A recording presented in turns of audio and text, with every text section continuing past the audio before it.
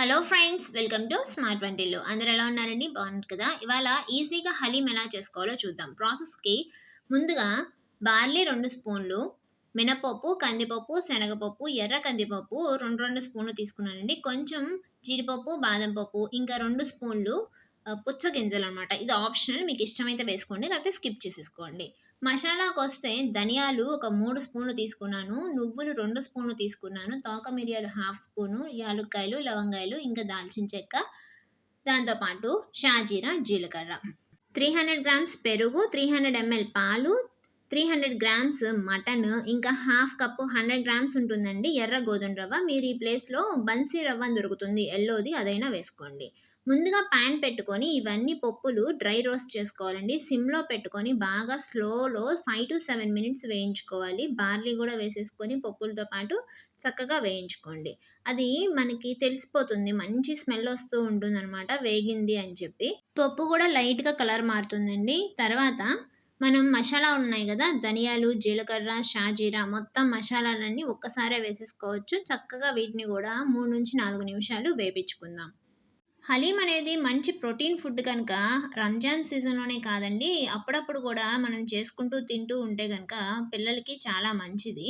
ఇక్కడ తోక మిరియాలున్నాయి కదా! అవి మీరు ఆప్షనల్‌గా తీసుకోండి. మీకు దొరికితే వేసుకోండి, లేకపోతే మామూలు మిరియాలైనా వాడుకోండి. తోక మిరియాలు కొంచెం ఘాటెక్కువుంటాయన్నమాట. మొత్తం లైట్‌గా రోస్ట్ చేసుకొని చల్లారనివ్వటానికి పక్కా పెట్టేసుకుందాం. ఈలోపు ఒక కుక్కర్ పెట్టుకొని దాంట్లో కొంచెం ఆయిల్ వేసుకొని, ముందుగా మనం తీసుకున్న మటన్ ఉంది కదా! అది శుభ్రంగా వాష్ చేసుకుంది. దాంట్లోకి కావాల్సినంత సాల్ట్ వేసుకొని, కొద్దిగా పసుపు వేసుకొని, 4, 5 పచ్చిమిర్చి చీల్చుకొని, వాటర్ పోసుకొని, మీరు మటన్ టెండెన్సీని బట్టి, అంటే అది ముదురుదా? లేతదా? అనే దాన్ని బట్టి, ఇక్కడ నేను 3-4 విజిల్స్ రానిచ్చానండి. చాలా లేతదనమాట ఇది. ముదురుదైతే ఇంకొంచెం రానిచ్చుకోండి. ఇప్పుడు మన పప్పులన్నీ ఆరిపోయినియండి. చక్కగా మిక్సీ గిన్నెలో వేసుకొని, ఇలా పౌడర్‌గా చేసుకొని, ఇది కూడా పక్కకు పెట్టేసుకుందాం. తర్వాత ఒక పాన్ తీసుకొని, దాంట్లో కొంచెం ఆయిల్ వేసుకొని, బ్రౌన్ ఆనియన్స్ చేసుకుందాం. సన్నగా ఒక 3 పెద్ద ఉల్లిపాయలు కట్ చేసుకున్నానండి.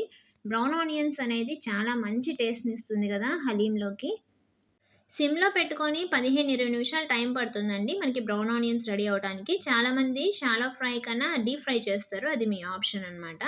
నేనైతే షాలో ఫ్రై చేసుకున్నాను. మటన్‌ని ఇలా పప్పు గుత్తి సహాయంతో కానీ, ఇలాంటి దాంతో గానీ చక్కగా పట్టుకుంటే ఇలా విడిపోవాలండి, బాగా ఉడికిపోయినట్లనమాట. హలీంకి మన మటన్ కరెక్ట్ కన్సిస్టెన్సీలో ఉడికిందండి. తర్వాత పాన్ పెట్టుకొని ఒక హాఫ్ కప్పు నెయ్యి వేస్తున్నాను. నెయ్యి అనేది హలీంకి మంచి టేస్ట్‌ని, మంచి ఫ్లేవర్‌ని ఇస్తుంది. తర్వాత మీరు అల్లం వెల్లుల్లి పేస్ట్ మటన్‌లో అయినా ఉడికించుకోవచ్చండి, కానీ నేతిలో వేగితే ఇంకా ఫ్లేవర్ డిఫరెంట్‌గా ఉంటుంది. అందుకని చెప్పి నేను నేతిలోనే వేసుకుంటున్నాను. 2 స్పూన్లు వేశాను. మీరు కావాలంటే ఇంకొక స్పూన్ అయినా పెంచుకోవచ్చు.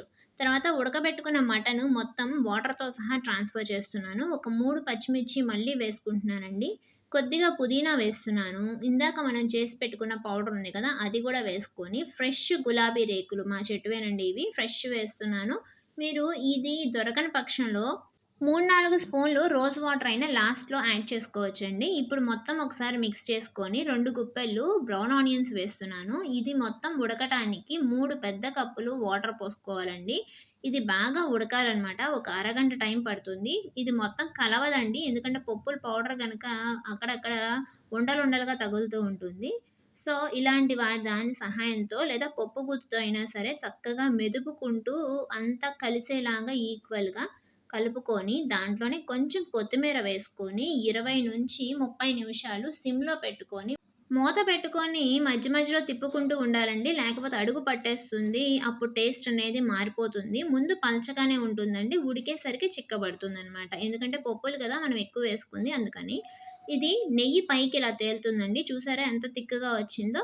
ఇప్పుడు కావాలనుకుంటే ఒక హాఫ్ కప్పు మళ్ళా నెయ్యి యాడ్ చేసుకోండి, లేదా సర్వింగ్ అప్పుడైనా వేసుకోండి. నేనైతే సర్వింగ్ అప్పుడు వేస్తూ ఉంటానండి.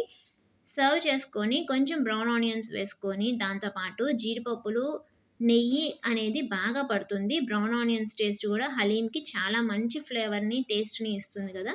దాంతో పాటు కొత్తిమీర, పుదీనా, నిమ్మ చెక్క. చూసారు గదా! హలీం ఎంత సింపుల్‌గా రెడీ చేసుకోవచ్చో. మనం గనక కొంచెం ఓర్పుగా ఉంటే టేస్టీ టేస్టీ హలీం ఇంట్లోనే రెడీ అయిపోతుందండి. ఎక్కువ డబ్బులు ఖర్చు పెట్టాల్సిన అవసరం గూడా లేదు.